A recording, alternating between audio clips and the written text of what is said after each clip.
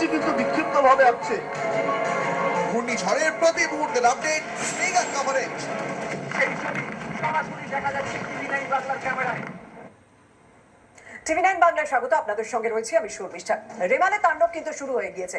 যেহেতু ল্যান্ডফল প্রক্রিয়া শুরু হয়ে গিয়েছে, তাই ল্যান্ডফলের একটা রেস চলবে আগামী 4 ঘন্টা।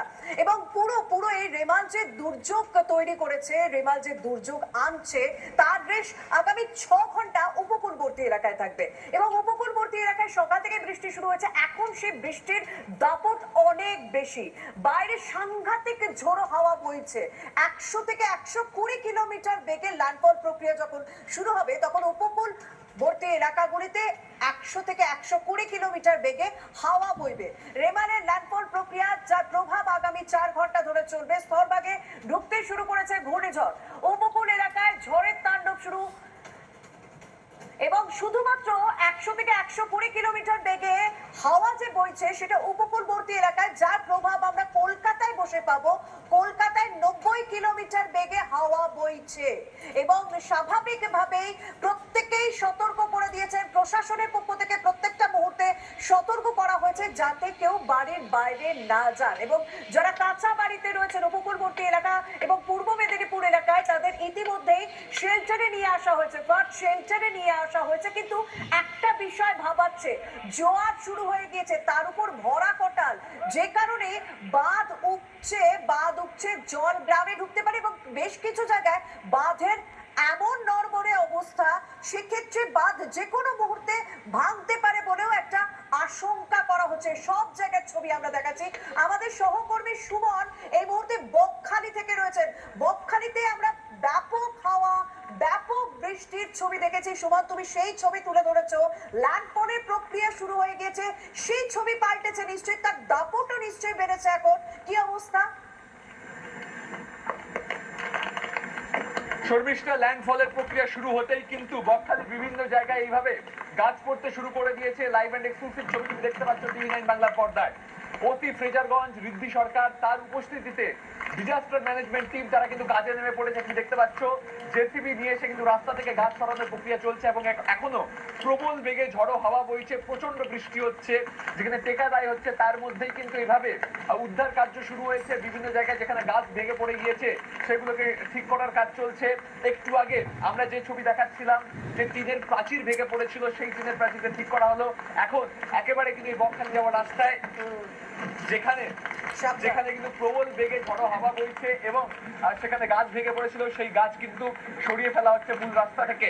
এরকম বিভিন্ন জায়গায় গাছ ভেঙে পড়েছে, বিভিন্ন বাঁধ উঠছে, জল যাচ্ছে, কারণ সমুদ্রে বিরাট জলোচ্ছ্বাস রয়েছে, সেই ছবি কিন্তু আমরা দেখাচ্ছি। এবং বিভিন্ন জায়গায় এই ধরনের গাছ ভেঙে পড়ায় রাস্তার যে যান চলাচল ব্যাহত হচ্ছিল, তা ঠিক করার জন্য কিন্তু একেবারে সরেজমিনে এই রাত্রিবেলা ল্যান্ডফল প্রক্রিয়া যখন চলছে, তখন কিন্তু অতি ফ্রেজারগঞ্জের উপস্থিতিতে ডিজাস্টার ম্যানেজমেন্ট টিম তারা রাস্তায় নেমে সেই পরিস্থিতি নিয়ন্ত্রণ করার চেষ্টা করছে। দেখো, প্রচন্ড বৃষ্টি হচ্ছে, বলে বোঝাতে পারবো না। তার জন্য গাড়ির কাচের মধ্যে থেকে ক্যামেরা দিয়ে এই ছবি দেখাতে হচ্ছে, যেখানে তুমি দেখতে পাচ্ছ রাস্তা থেকে এভাবে বারবার বলবো সুমন, সাবধানে থাকো, কারণ গাড়ির ভিতর ক্যামেরায় রয়েছে, কিন্তু তুমি বাইরে রয়েছে এবং সকাল থেকে বারবার বৃষ্টিতে ভিজতে হচ্ছে। আমরা বুঝতে পারছি যথেষ্ট চ্যালেঞ্জের মুখোমুখি হয়ে আমাদের সহকর্মীরা এই ছবি আপনাদের সামনে প্রত্যেকটা মুহূর্তে তুলে ধরছে, যাতে আপনারা নিরাপদে থাকেন, যাতে আপনারা বাড়ির বাইরে না যান। কারণ স্বাভাবিকভাবে একটা উদ্বেগ কাজ করে। হয়তো অনেকে বাড়ির থেকে দূরে থাকেন, তারা জানতে চান যে আমার এলাকাটা কেমন রয়েছে বা আমার জায়গাটা কেমন রয়েছে। সেই কারণেই আমাদের সহকর্মীরা পৌঁছে গিয়েছেন বিভিন্ন জায়গায়, সেখান থেকে প্রত্যেকটা মুহূর্তের ছবি আপনাদের সামনে তুলে ধরছে। হেমনগর, যেখানে আমরা নদীর জলস্তর পর্যন্ত বাড়তে দেখছি। ফাটল দেখা দিয়েছে ইতিমধ্যে নদী বাঁধে। ঝড়ের রাতে নদী বাঁধ রক্ষায় মরিয়া চেষ্টা হেমনগরবাসীর। এটাই তো ভাবার ছিল যে 11টা থেকে 1টা ল্যান্ডফলের প্রক্রিয়া তো শুরু হয়ে গেছে। ল্যান্ডফল 11টা থেকে 1টা হওয়ার কথা ছিল, কিন্তু তার অনেকটা আগেই ল্যান্ডফলের প্রক্রিয়া শুরু হয়ে গিয়েছে। এই সময়টাই তো ভাবার ছিল যে এই জায়গাগুলো কি হয়। সাংঘাতিক অবস্থা। আমাদের সহকর্মী সৌরভ দত্ত এই জায়গা থেকে এই মুহূর্তের প্রতিবেদন আমাদের সামনে তুলে ধরেছেন। একবার দেখো, ল্যান্ডফল প্রক্রিয়া শুরু হয়ে গিয়েছে, আর এর মধ্যেও এই দুর্যোগপূর্ণ আবহাওয়ার মধ্যেও এখানকার যারা বাসিন্দারা রয়েছেন তারা প্রাণপণ চেষ্টা করছেন হেমনগরের বাঁধ রক্ষা করার। নইলে যোগেশগড় পঞ্চায়েত, এই যোগেশগড় পঞ্চায়েত ভেসে যাবে এমনকি তারা আশঙ্কা করছেন।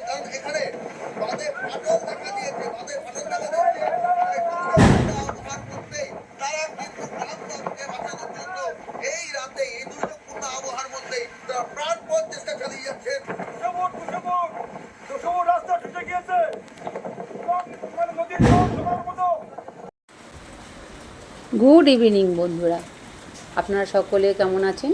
আশা করি আপনারা সকলেই ভালো আছেন। তো বন্ধুরা, কালকে আমরা সবাই প্রতিটা ঘরে কম বেশি সবাই রাতে খবর দেখেছি, কখন ঝড় আসছে, কখন কি হচ্ছে না হচ্ছে দেখার জন্য। তবু ওই ঝড়ে কিছু মুহূর্ত আমি আপনাদের জন্য আমার ক্যামেরাবন্দি করেছি।